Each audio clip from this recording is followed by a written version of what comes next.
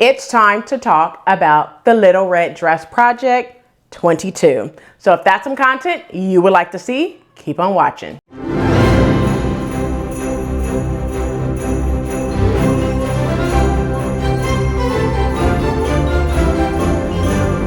Hey everyone, welcome back to the channel. My name is Rochelle from Rochelle.Handmade.Designs, and in this video we are finally doing the reveal of the Little Red Dress Project 22, hosted by Creativity by Talisha and Renata from the Twilight Stitcher. Now, before we get started, go ahead and hit that like button, subscribe button, and also turn on the notification bell so you are notified every time I upload a new video. If you are new to the channel, welcome. Hello, ciao, guten tag, aloha, hola, konnichiwa, wagwan, bonjour. If you are returning, you know what to do. Go get you a quick snack, something to drink, come on back so we can go ahead and get right on into what I created for this Little Red Dress Project, all right?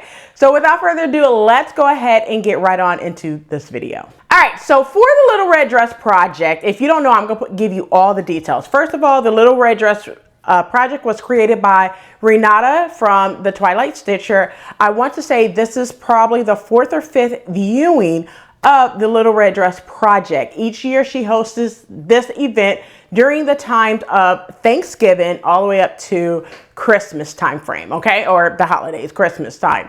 So this project started November the 24th and will November the 19th or 24th. I can't remember the exact date, but this will go all the way until December the 24th, okay? I will put all the information, all the ambassadors, in the description box below. Make sure you go follow all the ambassadors. Make sure you tag both Renata from the Twilight Stitcher and Talisha from Creativity by T in your post when you post it on Instagram, okay? Also, make sure you DM Renata from the Twilight Stitcher in order to be included in that prize pack, all right?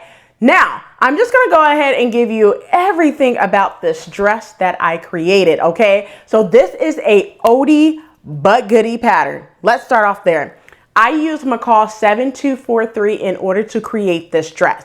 Now, it's an old pattern, I will say that. So I'm gonna give my own description for this pattern, all right? So just to begin, this is McCall's 7243. It is a Misses close-fitting pullover top and dress and various sleeves. So it's two lengths. You have your to your knees, and then you have one that's kind of like to your mid-calf, all right? So view A is the longer sleeve version.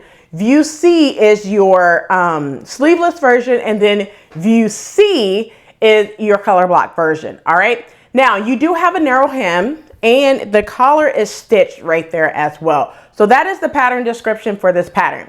Let's go ahead and move into the skill level. So the skill level for this pattern, now it is easy. Yes. However, I'm going to rate this pattern as an intermediate beginner, only because the stitched hem right here, it can be a little difficult when using it, all right?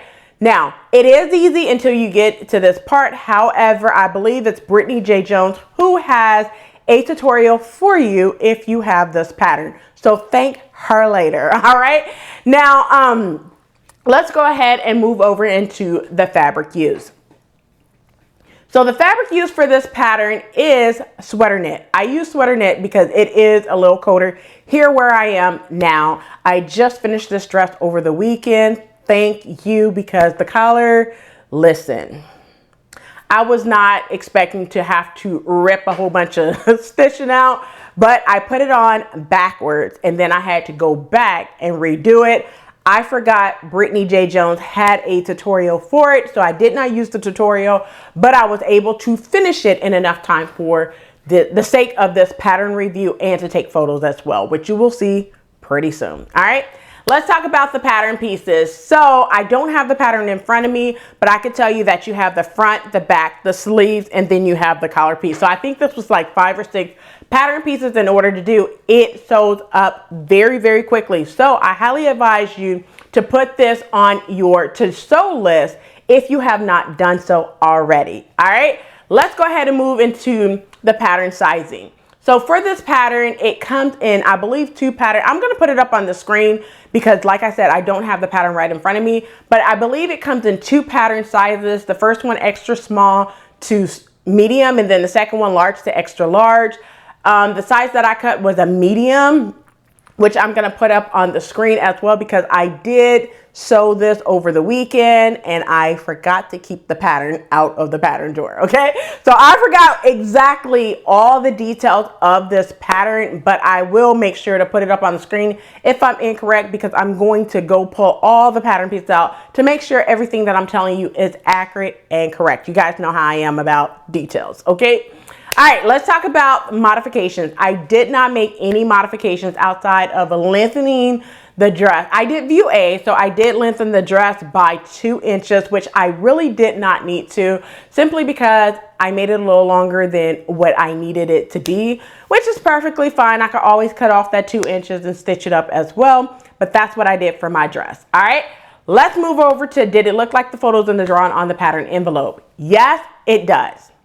However, this portion right here, because I used the sweater knit, sometimes it kind of folds up on itself. So I think what I should have done is use like some interfacing to stabilize it and keep it in place. So if you could see right here, I'm going to come up a little bit more. You can see that it kind of like folds back over itself. I don't like that look, but when I use an iron and kind of press it down, it stays in shape, but it sometimes, you know, it does that. I hope you can see that right there, but I'm fine with that. It's no big deal whatsoever. But yeah, for the most part, it does look like the photos are the drawn on the pattern envelope.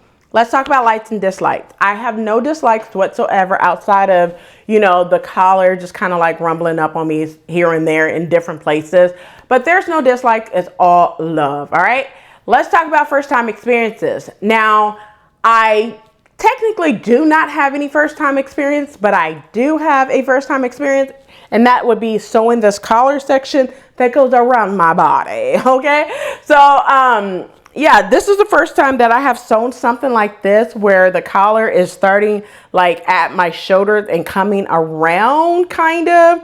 But I did do a top that has a ruffle on it that it was self-drafted. So yes and no. I'm not sure if I want to say that it is a first time experience, but I will say that I have not created something like this. So I was loving, and I still do, I still love this dress as well. All right. Would I sew it again? To be honest with you, I'm not sure if I would sew it again, because I don't need like 5 different dresses like this in my wardrobe. I did not want to create something so, I guess you could call it, so I wanted to create something easy, nothing that would have me doing a lot of thinking, because y'all know the coat series is here and I'm doing a lot of thinking right now, okay, and sizing up and all that stuff. So I wanted to pull out something with minimal pattern pieces. Like I told you in my last video, if you've seen that on Instagram, 5 pieces or less. At this point, 3 pattern pieces or less. So make you one. If you have not started, I'm telling you, 3 pattern pieces or less in order to participate in the Little Red Dress Project. All right, let's talk about recommendation. Would I recommend this pattern to anyone? Yes, yes, yes. At least try it. Even for my beginners, at least try this pattern and follow Brittany J. Jones' tutorial for this pattern. All right, now let's talk about my pattern rating. So for this pattern, I wish I could give it a 5 out of 5, but it could be 2 things. It could be that because I used the sweater knit, that's why it's, you know, kind of like rumbling up right here. But I am going to give it a 4 out of 5 only because of that section right there. It could be a user error, my error. So this is one thing I want to mention. I know a lot of you will be like, Rochelle, you really make mistakes being so advanced. Look, we all make mistakes. I am not perfect. So listen, sometimes I just make it do what it do. Okay. And I'm telling you that simply because even though in how many years I've been sewing, I make mistakes too. Sometimes I got to rip out a seam or whatever, but it's okay. Breathe through it. All right. Well, that's it for this pattern review. I hope you enjoyed. Do not forget to like, comment, and subscribe. Turn on the notification bell so you are notified every time I upload a new video. So I'll catch you in the next video. And as always, keep sewing.